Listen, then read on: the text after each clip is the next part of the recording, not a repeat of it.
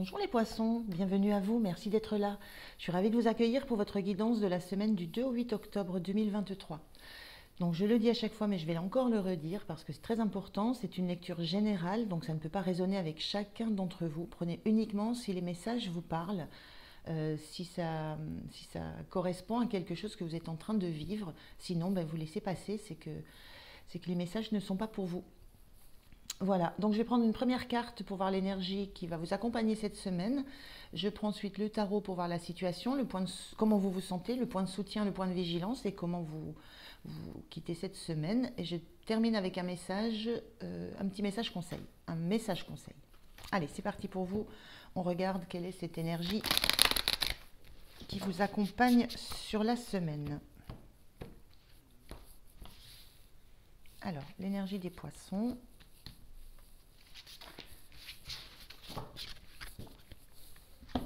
Allez, qu'est-ce qu'on a? On a le gardien de l'aube, gardien, tuteur, soutien. La notion ici peut-être d'une fonction de soutien que vous pouvez avoir, de tuteur, la notion que vous aidez beaucoup dans une situation, que vous êtes quelqu'un vers qui on peut se tourner, que vous avez, quand on parle de gardien, on parle aussi d'avoir du savoir, d'avoir de la connaissance qui vous permet d'apporter du soutien, qui vous permet d'aider peut-être quelqu'un autour de vous, qui vous permet d'apporter aussi de l'aide dans une situation. Donc il y a cette notion-là au niveau de votre énergie cette semaine. Vous êtes quelqu'un vers qui on va se tourner pour avoir de l'information, pour avoir du soutien. Je ressens beaucoup le soutien. Parce que justement, vous avez du savoir. Alors, ou de l'expérience, ou voilà. On regarde la situation. Mais vraiment la notion qu'on va s'appuyer sur vous cette semaine. Alors, on regarde. Je fais le tirage, je vous retrouve. Allez, on regarde le dos de deck. On a le 2 de coupe. Le 2 de coupe inversé. La notion peut-être, dans ce 2 de coupe en général, ça peut parler d'une rencontre, ça peut parler d'un contrat, ça peut parler d'échanges qu'on a de cœur à cœur. Là, il y a la notion avec ce 2 de coupe d'une situation où peut-être il y a besoin de remettre du lien dans une relation, de besoin de remettre une certaine forme de communication plus sincère. Il y a besoin de rétablir une communication, il y a besoin de rétablir un lien. C'est un petit peu ce que je ressens avec ce 2 de coupe inversé. On regarde la situation. On a le roi de Pentacle. Le roi de Pentacle, c'est celui sur qui on peut s'appuyer, qui a des acquis, qui a une maîtrise concrètement, qui a une maîtrise des événements, qui a une maîtrise de sa situation, qui a une maîtrise des investissements qu'il a fait, qui s'appuie beaucoup sur ce qu'il a de concret, ce qu'il a bâti, ce qu'il a construit. On a ce 2 d'épée avec la difficulté à faire un choix et on a ce roi de coupe inversé. Ok. Alors, on a quand même une situation un petit peu particulière où on a un choix à faire, une décision à prendre qui est difficile. Je ressens il y a 2 personnages, entre 2 rois, entre 2 personnages. Il y a 2 personnes, il y a 2 personnages ou 2 situations pour lesquelles vous êtes amené à faire un choix. Il y a quelque chose une direction que vous devez prendre. Et la sensation, c'est qu'il y a d'un côté peut-être une énergie qui est beaucoup plus stable financièrement, matériellement, qui a beaucoup d'assises, qui a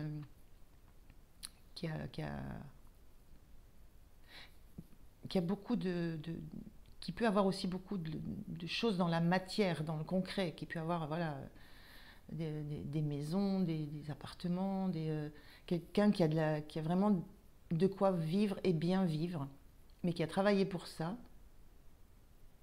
et qui maintenant en profite, et qui surtout protège ça. Donc il peut y avoir ça d'un côté, et de l'autre côté, vous avez un roi de coupe inversé, c'est quelqu'un qui est beaucoup plus dans l'émotionnel, beaucoup plus dans les sentiments, dans les ressentis, les intuitions, mais qui n'est pas forcément, avec ce roi de coupe inversé, qui n'est pas forcément dans la maîtrise émotionnelle de ce qu'il de ce qu'il a à vivre, qui se laisse déborder par ses émotions, qui se laisse déborder par les émotions des autres. Donc il y a quelque chose, alors peut-être, ça peut être aussi choisir un positionnement, comment se positionner entre deux attitudes, revenir à de la maîtrise concrète des faits, revenir à l'analyse de ce que vous avez investi concrètement et sur quoi vous pouvez vous appuyer. Ou alors,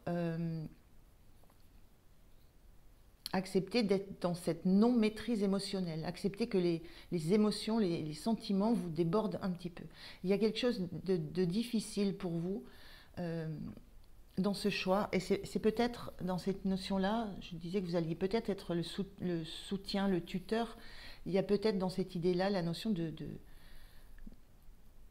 vous appuyer peut-être sur quelqu'un qui a de l'expérience autour de vous. Peut-être que ce n'est pas vous qui allez soutenir ou qui allez apporter des conseils, mais peut-être des choses, du soutien et des conseils à aller chercher.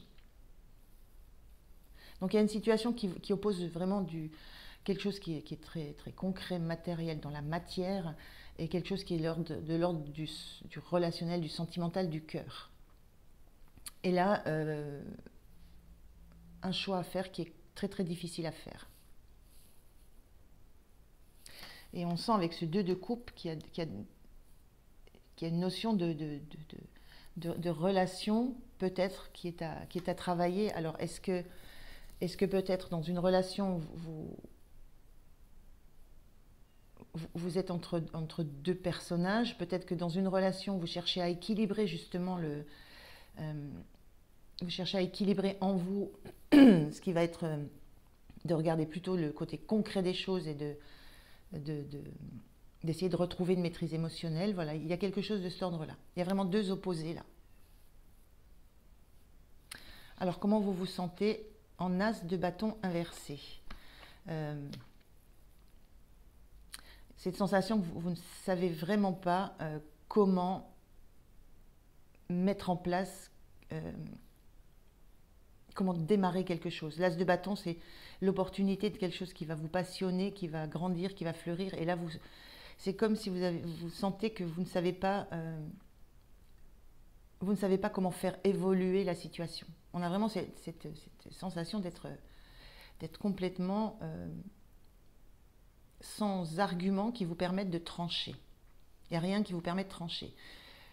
Et souvent, ces 2 d'épée, on dit qu'il n'y a rien qui permet de trancher, sauf à revenir dans ses propres sensations, dans son cœur. C'est pour ça qu'on a les yeux bandés, on essaye de ne pas voir les faits, on essaye de se recentrer sur soi. Mais c'est très compliqué. Et comment vous vous sentez, vous ne voyez pas comment faire ce choix, et vous ne voyez pas comment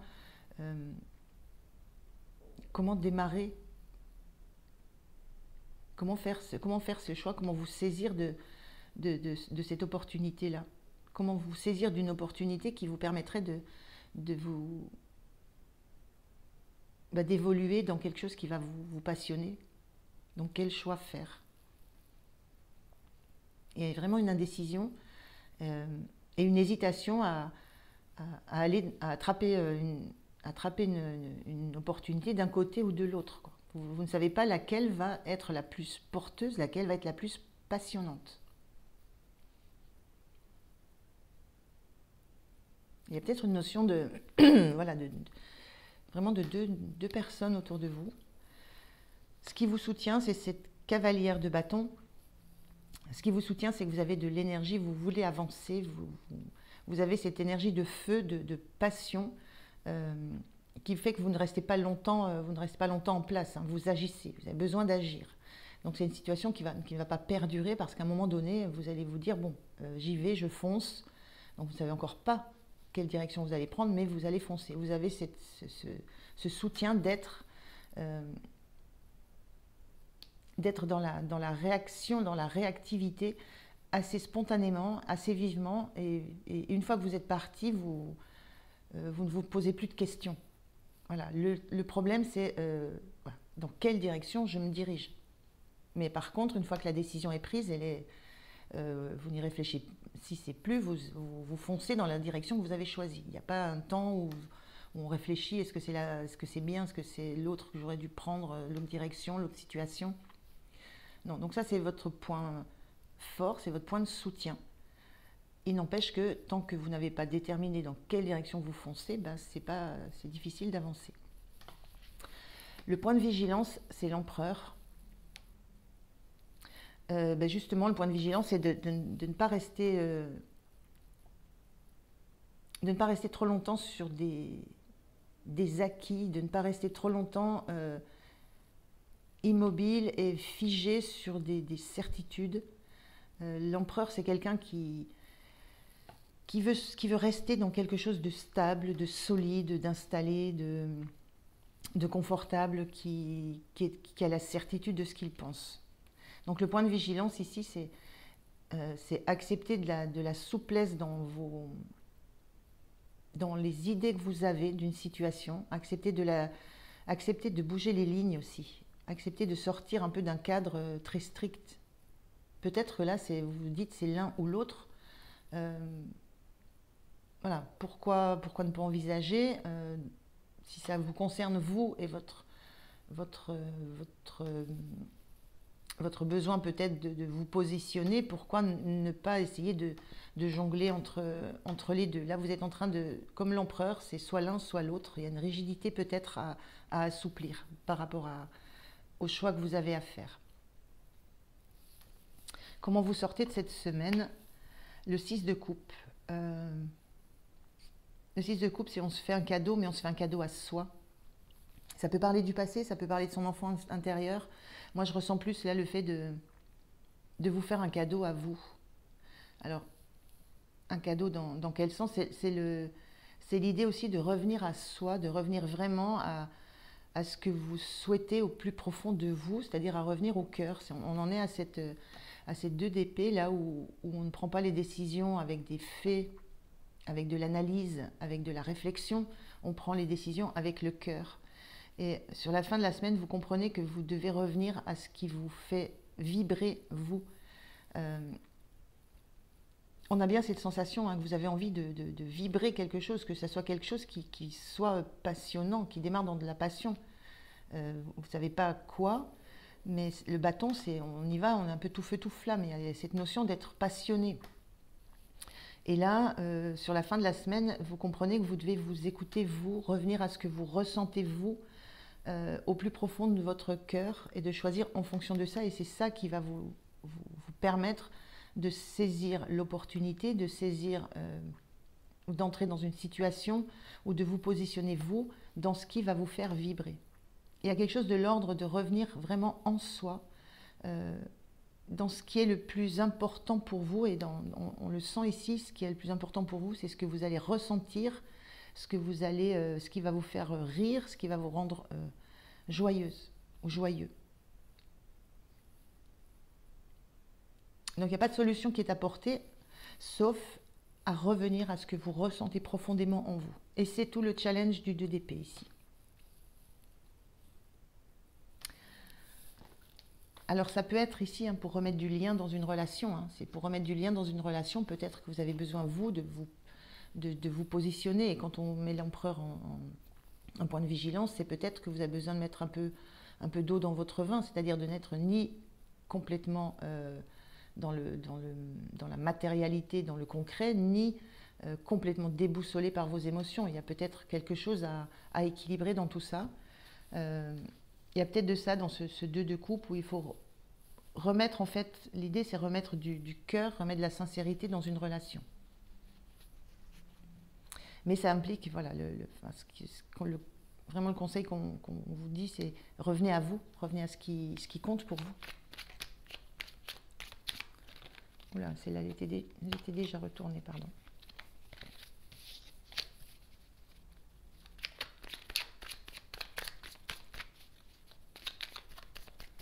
Et la notion de tuteur, de soutien, peut-être qu'il y a dans votre entourage des personnes sur lesquelles vous pouvez vous appuyer peut-être.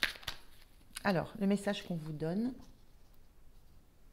c'est peut-être aussi l'idée que vous êtes votre propre soutien, vous. C'est sur vous que vous pouvez vous appuyer le plus. Le chat ne redoute pas l'échec. Suivez promptement cet exemple. Souvenez-vous que l'échec est la meilleure façon d'accéder à la réussite. Soyez fiers de tenter des choses et d'apprendre. vous vous enrichissez de chaque expérience. Voilà, donc il n'y a, y a pas la... Ce qu'on vous conseille là, c'est ne redoutez pas ne redoutez pas de vous tromper, parce que vous allez faire une expérience, vous allez foncer, et puis si c'est pas la bonne, ça sera une expérience, vous allez vous en servir pour accumuler, le 6 de coupe, ça parle aussi du passé, pour accumuler de l'expérience pour des situations futures.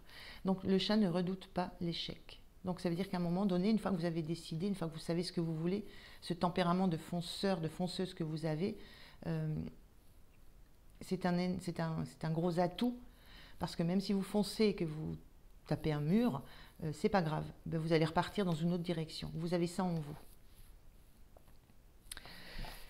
Voilà les poissons, j'espère que ça va vous parler, que ça va répondre à une situation que vous connaissez. Moi, je vous remercie de m'avoir écouté.